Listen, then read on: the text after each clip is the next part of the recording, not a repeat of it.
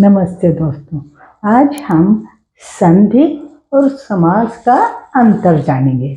संधि सामान्य रूप से शब्दों को मिलकर बनती है और समास भी शब्दों को मिलकर बनता है। वर्णों को या शब्दों को मिलकर दोनों चीज़ें बनती हैं, लेकिन इनमें आप कंफ्यूज हो जाते हैं, ये संधि है ये समास है, कहाँ क्या गड़बड़ है।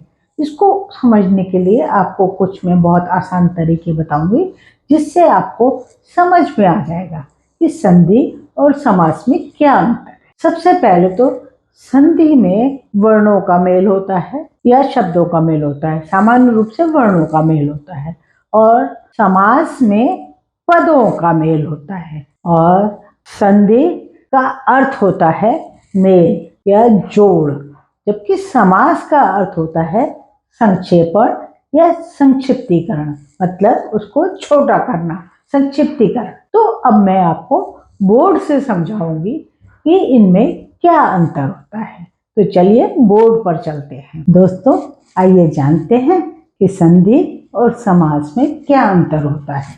सबसे पहले देखिए संधि। संधि दो वर्णों का मेल होती है, जिससे कि उत्पन्न जो परिवर्तन या विकार होता है वो संधि होती है। जबकि समास दो या अधिक शब्दों का मेल होता है और इनके मेल से नया शब्द बनता है या नया पद बनता है, उसे हम समास कहते हैं। अब उदाहरण के द्वारा आप आसानी से समझ सकते हैं। उदाहरण देखिए, देव प्लस आलय।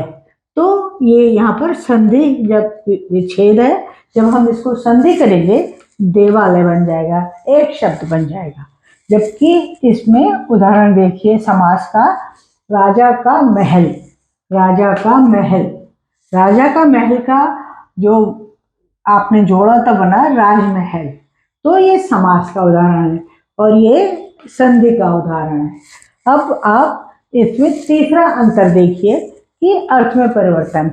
इसमें संधि में अर्थ में परिवर्तन नहीं होता है, जबकि समास में परिवर्तन हो सकता है। इसमें नहीं होता, समास में हो सकता है।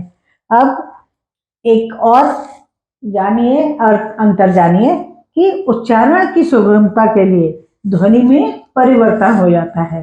जैसे देव आलय बोलेंगे तो एक साथ बोलेंगे संधि देवालय, तो उच्चारण में आसानी हो गई। जबकि यहाँ शब्दों को संक्षिप्त किया गया, इसमें से हमने राजमहल में से का हटा दिया। तो ये एक इसका और अंतर है। इसमें से विभक्ति चिन्ह की बात करें तो यहाँ पर विभक्ति चिन्ह को हम हटाते नहीं है।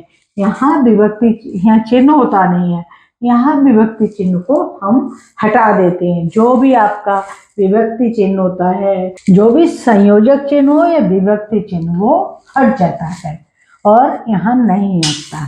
इसके बाद रूप परिवर्तन की बात करें तो इसमें रूप परिवर्तन नहीं होता है, इसमें रूप परिवर्तन हो जाता है। राजा का महल राजमहल हो गया। संधि केवल तत्सम शब्दों की होती है। संधि को केवल तत्सम शब्दों में प्रयोग किया जाता है, जबकि समास में हम संस्कृत, हिंदी, उर्दू पद कोई भी हो वो हम समास में प्रयोग कर सकते हैं। संधि में वर्ण का रूप परिवर्तन हो जाता है।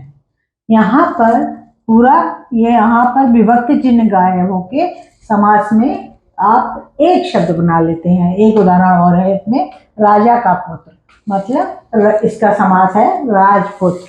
जबकि देव जमा इंद्र तो देवेंद्र, देव प्लस इंद्र, तो यहाँ हम इसकी संधि करेंगे तब हम बनाएंगे देवेंद्र। तो इस तरीके से आप देखेंगे इस संधि और समास में क्या अंतर है। व्याकरण की दृष्टि से ये आपको जानना बहुत जरूरी होता है, तभी आप अच्छी तरह हिंदी लिख सकते हैं और समझ सकते हैं। देखते रहिए लॉजिक टेस्ट और इसको सब्सक्राइब करना दोस्तों हर चीज ना भूलें। फिर मिलेंगे, बाय।